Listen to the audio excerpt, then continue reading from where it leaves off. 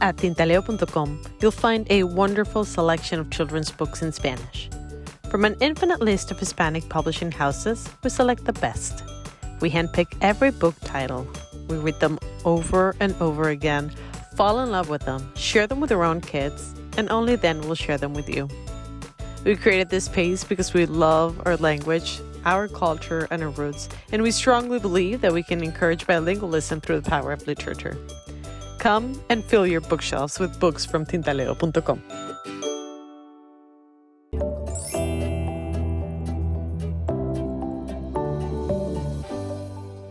Mi nombre es Orlando Soto. ¿Quieres el éxito? Trabaja en ti mismo. Este curso, que va a comenzar a cambiar tu vida, consiste en conocerte, en saber con quién te relacionas, por qué haces eso y cómo vas a lograr la mayor satisfacción de tu vida. Los esperamos.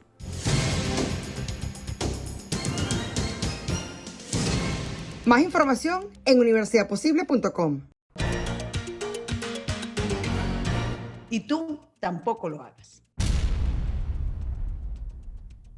Juegos de guerra se llevarán a cabo en Venezuela con la participación de tropas iraníes, chinas y rusas el próximo mes de agosto. La prueba, que lleva por nombre Frontera Francotirador, se llevará a cabo en el fuerte militar de Terepaima, en el estado Lara. ¿Es Maduro y su alianza con Irán, Cuba, Rusia y China una amenaza real digna de ser tomada en cuenta por la región en general y por los americanos en particular? Teherán, y leo textualmente, es técnicamente capaz de fabricar una bomba nuclear. Sí, señora, así lo afirmó el domingo 17 Kamal Karrazi, asesor del líder supremo de Irán. Se trata de una noticia sumamente grave que afecta la seguridad y la paz del mundo entero. Pero hay otras informaciones que deben encender las alarmas. Venezuela proporcionará 1 millón de hectáreas de tierra agrícola para proyectos de cultivo de Irán en el extranjero, como parte de los acuerdos que fueron firmados por el dictador Nicolás Maduro durante su reciente visita al país islámico. Pero según el experto Masoud Danezmat, quien fuera miembro de Iran Economy House, la inversión de Irán en la producción de cultivos como el maíz y la soya en Venezuela no es rentable, debido a la lejanía geográfica y a los altos costos de transporte, por lo que podría tratarse entonces de una operación encubierta para esconder otras intenciones. ¿Cuáles podrían ser las verdaderas intenciones, no solo de Irán, sino de Rusia y China en Venezuela y por supuesto que en el continente? Con Joseph Umire, consultor de estrategia y seguridad y director del Centro de Pensamiento para una Sociedad Libre y Segura, estaremos hablando de este tema. De nuevo, bienvenido, Joseph. De verdad, muy agradecida. Sé que tienes el tiempo contado. Me ha costado esta vez ponernos de acuerdo, pero yo sé que siempre estás dispuesto a hacerlo, como lo estás demostrando en este momento. La pregunta, ¿qué es esto? ¿Qué son estos juegos de guerra? ¿De verdad deben encender las alarmas? Cada día Irán, Rusia y China ganan más terreno en el continente americano, mientras vemos mermada la influencia de los Estados Unidos en la región. Sí, bueno, gracias Nito otra vez por la invitación. Me da gusto siempre estar en su programa. Yo creo que los Army Games hay que entender el coyuntura de lo que son, ¿no? Es un juego militar que se empezó en 2015 por parte de Rusia para poder proyectar una imagen de una imagen internacional. O sea, eso fue el propósito en 2015 cuando el ex ministro de Defensa Sergei Shoigu lo empezó.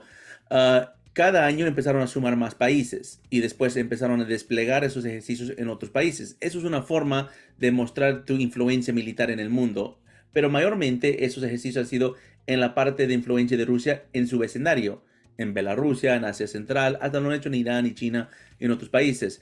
Esta es la primera vez que lo van a hacer en este lado del mundo, en el hemisferio occidental, en América Latina y específicamente en Venezuela. Ahora, todo el mundo sabe que Rusia tiene una relación muy cercana con el régimen de Nicolás Maduro, pero esa relación está está avanzando a niveles donde Irán, Rusia, China, los que principalmente participan en este tipo de juego, quieren normalizar su presencia militar. Y no solamente es una presencia militar de efectivos o asesores, estamos hablando de las fuerzas especiales de sus países. Esos son los que compiten en ¿Qué este tipo de significa juegos. eso de fuerzas especiales de sus países? So, en cada país, específicamente esos tres, hay unidades que hacen operaciones más complejas. No son operaciones de infantería o operaciones de movilización convencional. Hacen cosas como asesinatos, secuestro, terrorismo, trabajan con mercenarios, se meten con el mundo de crimen organizado transnacional, hacen cosas para poder emboscar, chantajear, provocar, usan el mundo cyber, usan desinformación y eso es manejado por unidades especiales capacitados en ese ámbito. Pero entonces tienen muchísimo tiempo ya instalados en Venezuela, porque en Venezuela matan, secuestran, Claro. infiltran. No, pero no es que llega, es normalizarlo, porque claro, están ahí, la Fuerza Quds está en Venezuela, pero ¿quién lo acepta? ¿Quién dice que está ahí de una forma oficial? Estados Unidos dice de vez en cuando, pero Maduro se queda callado, nunca dice nada. Ahora están diciendo no solamente que están ahí, pero vamos a seguir yendo, vamos a seguir presentándonos, y eso creo que esa normalización es para después desplegarlo en otros países. Los principales son los más cercanos aliados al régimen de Maduro, Nicaragua, Cuba y Bolivia, pero también con el giro que la región está yendo, eso en poco tiempo puede ser Colombia, puede en poco tiempo ser Chile, Perú, en poco tiempo puedes tener las fuerzas especiales de Irán, Rusia, China en toda América Latina, y eso ya es un problema serio para Estados Unidos y la región. ¿Y esto qué significa? Porque, por ejemplo, para los venezolanos nosotros ya comenzamos a entender que nosotros no tenemos ninguna soberanía, que nuestro país está absolutamente despedazado, que hay regiones que son dominadas por la guerrilla y otras regiones que son dominadas por Hezbollah y otras regiones que son dominadas por los rusos, etcétera. Pero todo el continente va a estar así y los Estados Unidos lo va a permitir. Y mira, eso es una pregunta que siempre siempre yo mismo y creo que con colegas aquí siempre se está discutiendo, porque eso es lo que dijiste, Nito, permitir. Y yo no creo que es cuestión de permitir o no permitir, porque es cuestión de saber cómo derrocar o neutralizar, porque algo que hay que entender es que Estados Unidos no es la potencia más grande en términos de guerra simétrica. Nosotros no sabemos a veces cómo derrotar este tipo de amenazas. Sabemos cómo derrotar los nazis, sabemos cómo derrotar la Unión Soviética, potencias que utilizaban fuerza convencional para poder avanzar con su estrategia de guerra. Esta nueva forma de lucha, esta nueva forma de guerra, que se puede saber que Hugo Chávez entendió esto de guerra simétrica, no es algo que Estados Unidos lo entiende, o a lo mejor lo entiende, pero no lo sabe ejecutar muy bien. Afganistán no nos ha ido muy bien, Irak no nos está yendo tan bien, y los conflictos en esta época moderna del siglo XXI nos están yendo. Estamos en un punto de adaptación, y no solo Estados Unidos, Brasil, Colombia, Canadá, Alemania, Europa, nadie está preparado para esta forma de lucha. Y eso uno puede decir, bueno, ¿por qué nos preparamos? Pero es que de cierta forma hemos descuidado la evolución de guerra y eso es algo que tenemos que adaptar urgentemente o si no el mundo está en peligro. Ahora, ¿cuál es la intención de todos estos gobiernos hostiles? Porque son gobiernos hostiles. Tomarse el mundo entero, invadir el mundo entero, cogérselos para ellos. ¿Cuál es la intención real y para qué? ¿Sabes lo que es interesante de Venezuela? Y creo que algo que tú y yo hemos hablado, y yo he hablado mucho con otros aquí en Washington y en otras partes del país, de Venezuela, creo que de cierta forma nunca lo comprendieron bien en Estados Unidos. Fue subestimado por mucha gente. ¿Y sabes por qué? Porque Venezuela era un ejemplar, un ejemplo de cómo querían cambiar el mundo. No es Venezuela nomás, pero Venezuela, si ves cómo han cambiado completamente las reglas del juego en Venezuela, donde lo malo es bueno y lo bueno es malo, es más o menos lo que quieren hacer en el mundo. Venezuela de cierta forma sirvió como un laboratorio para perfeccionar ese proceso y ahora lo están haciendo en otras partes. Entonces yo creo que en cierta forma los venezolanos entienden, tal vez no entienden bien cómo funciona esta amenaza, porque creo que los venezolanos mismos no vieron la seriedad de esto, y cuando lo vieron era casi tarde, Sí. pero sí han servido para poder entender esa alarma, ¿no? Y ese conocimiento. La pregunta es si estamos a tiempo, porque como se vio en Colombia, había mucha gente alertando, ten cuidado con estos cambios radicales políticas, estas giras muy drásticas, porque tienen consecuencias. Lo han dicho en Perú, lo dijeron en Argentina, perdón, en Chile y en Honduras, y parece que no les hicieron caso, por lo menos eso es lo que fueron los resultados de esas elecciones. Sin embargo, yo creo que sí estamos a tiempo, yo creo que se puede adaptar y el mundo ha sido así. A veces yo me pongo también nervioso sabiendo que el mundo está en un momento tal vez más inestable, por lo menos que yo lo he visto en mi vida, pero cuando estudias la historia, entiendes que el mundo pasa por estas cosas y hay que siempre estar pendiente de que hay una habilidad de avanzar, porque la historia está escrita de esa forma. O sea, que estos juegos de guerra, más que eso, que unos juegos militares, es una verdadera estrategia para intervenir geopolíticamente en la región No, no, los juegos. y militarmente, que me parece todavía más grave. Sí, los juegos mismos no creo que son esa intervención.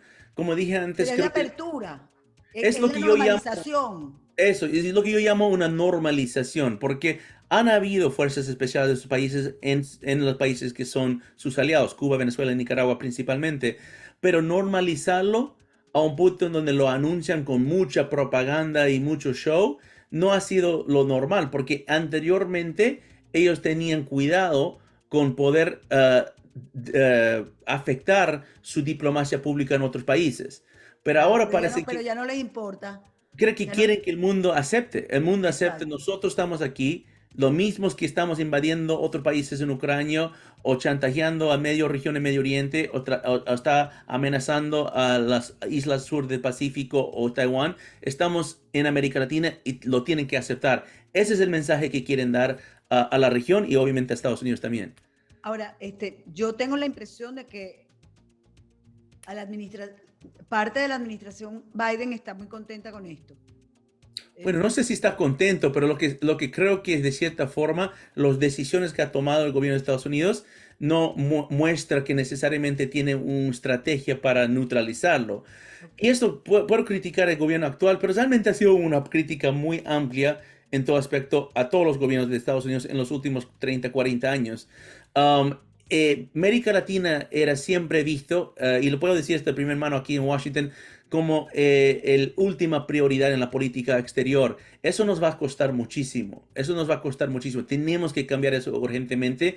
Porque, mira, había un documento que yo leí el otro día, que de una forma reservada, pero era un documento sobre una estrategia de seguridad internacional y de política exterior de Estados Unidos. No es un documento oficial, es un documento de unos think tanks que lo están elaborando. Y mencionaba todo menos América Latina. Y yo me hago la pregunta, ¿tú crees que China va a ser una estrategia de su política exterior y seguridad sin mencionar el Asia-Pacífico? ¿O Irán sin mencionar Medio Oriente? ¿O Rusia sin No, mencionar? Imposible, porque ellos entienden la primera regla básica de la política exterior, que tu vecindario es lo más importante. Tus vecinos son tu política. Y yo creo que Estados Unidos, no sé por qué, pero nos hemos distanciado tanto, donde nos preocupa lo que pasa en otra parte del mundo, más de lo que no más de lo que pasa en nuestro propio vecindario. Eso es lo que tenemos que cambiar ayer. ahora, mi pregunta que no la completé era, hay sectores, vamos a decir, para no decir que toda la administración de Biden, digamos que no pone atención en lo que pasa en América Latina. Pero yo me pregunto, ¿y los soldados norteamericanos, la Fuerza Armada norteamericana, qué piensa de todo esto? ¿Qué piensa cuando ve que en su patio trasero le están haciendo estos juegos militares, precisamente países que les han sido hostiles a ellos? No, mira, si lees los testimonios de Comando Sur, que Comando Sur es la entidad de las Sí. Fuerzas Armadas que está responsable de América Latina, y cada año ellos dan testimonio ante el Senado, porque es parte del proceso que tienen entre legislativo y defensa. Y si lees los testimonios, cada año están dando esta alerta. El testimonio que dio Pero no Craig, les paran, pero no les... pero no es que tienes que entender, Nito, defensa no es un instrumento de política. Ellos pueden decir, mira, estamos mirando este problema, pero defensa no hace política, eso lo hace el Departamento de Estado, que es el brazo de política exterior de Estados Unidos. Entonces, si tuviera que yo decir, hay una entidad dentro de la burocracia gigantesca, que es el gobierno de Estados Unidos, quien tenía que elevar su importancia, no es tanto defensa, es diplomacia, es el Departamento de Estado. Y yo creo que el Departamento de Estado, no el División de América Latina que le encarga eso, pero el Departamento de Estado por general debería elevar esta importancia muy urgente. ¿Cómo hacemos para que entiendan lo que está pasando? Porque, como tú lo has dicho, por ejemplo, a mí me llama tanto la atención lo que ha pasado en Colombia ahora con las elecciones, pero efectivamente estos juegos ahorita en Venezuela y el año que viene serán en Colombia también, y se irá normalizando, y en medio de todo esto hemos escuchado que Daniel Ortega dio permiso para una base militar rusa en su país. O sea, ¿qué más tenemos que ver para que entiendan lo que está pasando? ¿Qué más hay que ver? No, yo no creo que hay más, yo creo que es suficiente, más que suficiente, yo creo que ya es cuestión de acción política, voluntad política, estrategia, un poco de alinear aliados y fuerzas. Para mí lo que más me frustra siempre ha sido la falta de estrategia, ¿no? Hay a veces buenas iniciativas, no, a pesar de todo lo que es malo tal vez en la política, se escucha, se arrestó hace poco un grande capo en México, se extraditó otro grande capo en Paraguay. Estas cosas, las instituciones sí están haciendo sus trabajos, pero está bien, pero necesitamos una estrategia porque agarrar un delincuente, otro delincuente, no es suficiente en este ámbito geopolítico que el mundo está cambiando. Entonces, a mí me gustaría lo que se llama en inglés a grand strategy, una estrategia amplia sobre América Latina, dónde América Latina queda en el mundo, por qué es importante, por qué cómo lo vamos a elevar. Y eso tiene que tener pensamientos muy ambiciosos, que está basado en la historia, pero también está basado en el futuro. Y yo creo que necesitamos pensadores que van a elevar la importancia, pero también ser muy creativos, porque esto es el momento de ser creativo. Si miras lo que han hecho en Venezuela, y esto no, tengo que decirlo con cuidado, porque yo no estoy tratando de dar complementos a los chavistas o a Maduro o nada, pero lo que sí puedo decir es que ellos elaboraron estrategia. Ellos dijeron lo que iban a hacer hace 20 años atrás y ejecutaron. Y han sido muy creativos en la forma que lo han hecho y se han adaptado en el camino. Ojo, para el mal, no para el bien. Claro, no, Sin estamos de embargo, acuerdo. uno en este tipo de análisis y conflictos, uno puede reconocer cuando alguien está haciendo algo que funciona. Y yo no digo que vamos a replicar lo que ellos hacen, pero ese pensamiento estratégico es importante porque eso te da una dirección y marca la trayectoria que vas a caminar. Yo pienso que eso, mucho más de 30 años, yo creo que Fidel Castro hace mucho tiempo. Sí, pero sabes que Cuba ha tenido sus subidas y bajadas. O sea, Sí. Cuba estaba bajando drásticamente después de la caída de la Unión Soviética y Chávez le rescató, ¿no? Ahora fíjate, y ya redondeando, porque se nos acaba el tiempo. Hace unos días, no solamente que se anunció lo de la base militar en Nicaragua, sino que también ahora se anunció, como lo acabamos de narrar, que ya tienen lista la bomba nuclear, prácticamente es lo que quiere decir Irán. Y entonces uno dice, bueno, si van a poner a una base rusa, si además van a hacer juegos militares, si además estos tres están medio aliados, ¿qué es lo que nos están diciendo? Lo mismo que pasó con Cuba hace muchos años y las benditas ojivas rusas, que sencillamente dio temor, y los Estados Unidos a raíz de ahí, bueno, mira, sácame las ojivas de ahí, yo no me meto contigo, y tienen 63 años de dictadura. Sí. Yo me pregunto, ¿Te refieres a la crisis de misiles de 62? exactamente. Y yo Sí. me pregunto, ¿no estarán jugando con lo mismo? Porque ellos también repiten guiones. Y lo repiten una y otra vez y les vuelven a comprar el mismo guión. Y es la amenaza. Es interesante esa comparación, Nito, porque yo pienso que la situación es peor que 62, ¿no? Acuérdense lo que dijo Fidel Castro en ese momento, que Fidel Castro, según la información que se maneja, de ese crisis, de crisis de misiles 62, él quería lanzar los misiles. O sea, él quería hacerlo. Los soviéticos eran los prudentes en esta situación, que hablaron con el gobierno del presidente Kennedy en su momento y bueno, sabemos cómo se resolvió. Pero ¿qué es lo que dijo Castro en eso? Castro dijo, habían dos errores con la crisis de misiles. Uno, dependimos completamente de la Unión Soviética. O sea, era decisión de ellos más nadie. Ahora no estamos hablando de solo Rusia. Estamos hablando de Irán, estamos hablando de China, estamos hablando de Corea del Norte. Entonces hay un conglomerado que es más grande.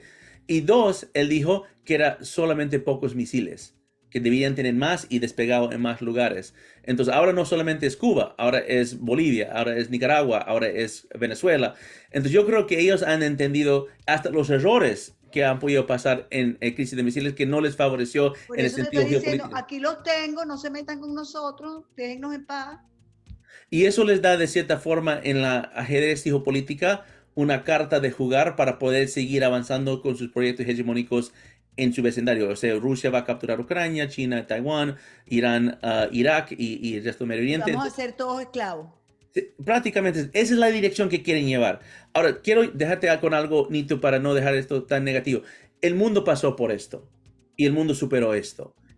Hace 100 años atrás, las monarquías más grandes del mundo, Alemania, Japón y los otomanos, querían preservar las monarquías y nunca querían que democracia surge en el mundo. Y eso nos llevó a la Primera Guerra Mundial, que nos llevó a la Segunda Guerra Mundial y se ganó. Estados Unidos siempre ha sido tarde en meterse en estos conflictos. Más bien, ni siquiera se quería meter en la Segunda Guerra Mundial hasta que Japón le atacó en Pearl Harbor. Entonces, esto no es tan distante de lo que hemos pasado y puede ir más allá en la historia para otros ejemplos.